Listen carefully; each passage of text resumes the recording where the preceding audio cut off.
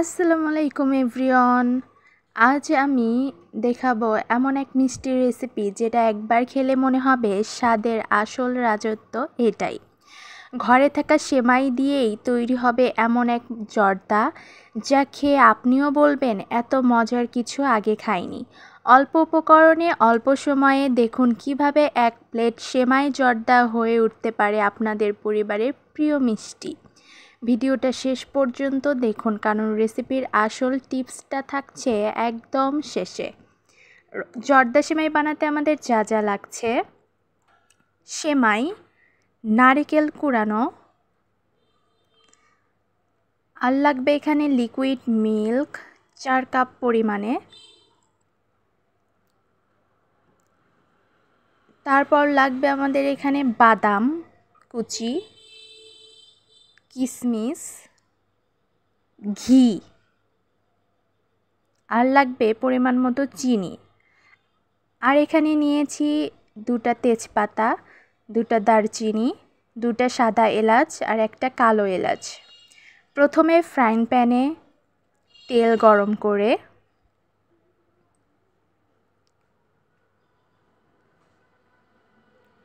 3 চা চামচ ঘি দিয়ে দিলাম। দিয়ে তেজপাতা, সাদা এলাচ দিয়ে হালকা করে ভেজে নিব। তারপর দিয়ে দেব এখানে সেমাই।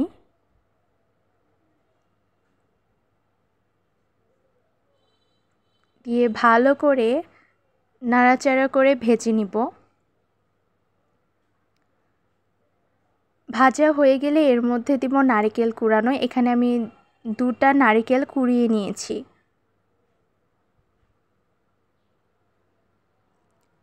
তারপরে দিব এখানে চিনি। চিনির আপনারা পরিমাণ মতো দিয়ে দিবেন। দিয়ে ভালো করে মিশিয়ে নিতে হবে। ভাজা ভাজা হয়ে এলে এর মধ্যে আর 1 চা চামচ ঘি দিয়ে দিলাম। আর সেমাই জর্দাতে একটু ঘিয়ের পরিমাণটা বেশি লাগে কারণ ঘিয়ের ফ্লেভারটা অনেক সুন্দর আসে। তারপরে এখানে আমি মিল্ক দিয়ে দিব। একবারে সব মিল্ক দেওয়া যাবে না, অল্প করে মিল্ক দেব আর ভাজতে থাকবো। ঝুরঝুরে হয়ে গেলে আবার মিল্ক দেব।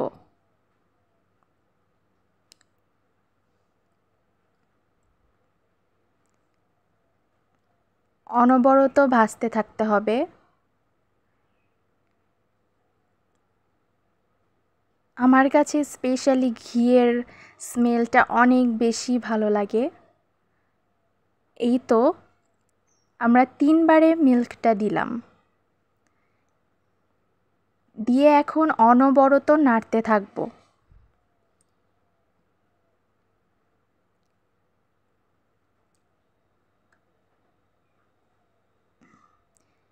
ঘিয়ের পরিমাণটা বেশি দিলে হয় কি অনেক ফ্লেভারফুল হয় জর্দাটা। তারপর আপনার পছন্দ মতো কিশমিশ আর বাদাম কুচি দিয়ে দেব সব শেষে। এখানে আপনারা কাজু বাদাম, পেস্তা বাদাম এগুলো অ্যাড করে দিতে পারেন আপনাদের পছন্দ মতো।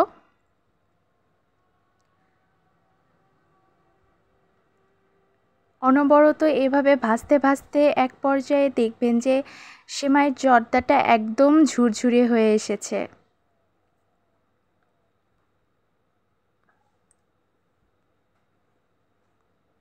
আমার তো ঘ্রাণেই অনেক খেতে ইচ্ছে করে, এতটাই মজা। বিশেষ করে আমি সেমাইয়ের জর্দাটা খেতে অনেক বেশি পছন্দ করি। এভাবে বাসায় বানিয়ে অবশ্যই দেখবেন। এই যে দেখুন আমার সেমাই জর্দাটা অলমোস্ট রেডি হয়ে গিয়েছে। এটা এখন পরিবেশন করার পালা। দেখলেন তো বন্ধুরা, একদম পারফেক্ট সেমাই জর্দা রেডি। গরম হোক বা ঠান্ডা, স্বাদ একদম অসাধারণ। যদি রেসিপিটা ভালো লেগে থাকে লাইক দিন আর বন্ধুদের সাথে শেয়ার করুন। আর হ্যাঁ, এরকম আরও মজার রেসিপির জন্য আমার চ্যানেল সাবস্ক্রাইব করতে ভুলবেন না।